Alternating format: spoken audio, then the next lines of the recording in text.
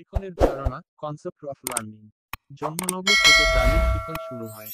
অতীত অভিজ্ঞতা ও প্রশিক্ষণের প্রভাবে আচরণ পরিবর্তনের প্রক্রিয়া হল শিখন। শিখনের বৈশিষ্ট্য, ক্যারেক্টারিস্টিক্স। ১. শিখন একটি বিকাশমূলক, মানসিক প্রক্রিয়া। ২. সব শিখনই উদ্দেশ্যমূলক। ৩. শিখন স্থায়ী পরিবর্তন। প্রাণীর শারীরিক বৃদ্ধিজনিত পরিণাম, ক্লান্তি, অসুস্থতা বা ড্রাগ সেবনজনিত আচরণের পরিবর্তন শিখন নয়। ৪. শিখনে আচরণের পরিবর্তন ঘটে। শিখন হলো শিখনে ব্যক্তি পার্থক্য দেখা যায়। ৫. অবিচ্ছিন্ন কৃত্রিম প্রক্রিয়া। ৬. শিখন অনুশীলন নির্ভর। ৭. শিখন কেবলমাত্র মানুষের মধ্যে সীমাবদ্ধ নয়। ৮. শিখন প্রক্রিয়া শর্তসাপেক্ষ। ৯. বয়স বৃদ্ধির সঙ্গে সঙ্গে এমন সময় আসে যখন অনুশীলন সত্ত্বেও শিখনের উন্নতি ঘটে না।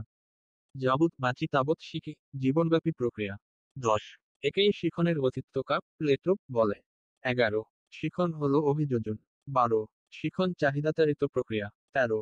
পরিবেশের সঙ্গে মিথস্ক্রিয়ার ফলেই শিখন ঘটে। ১৪. শিখনে ব্যক্তি সবসময় আত্মসচেতন থাকে। ১৫. শিখন সার্বিক বিকাশে সহায়তা করে। ১৬. শিখন ব্যক্তিকে সামগ্রিক বিজ্ঞানে সহায়তা করে। ১৭. শিখন প্রেষণা নির্ভর।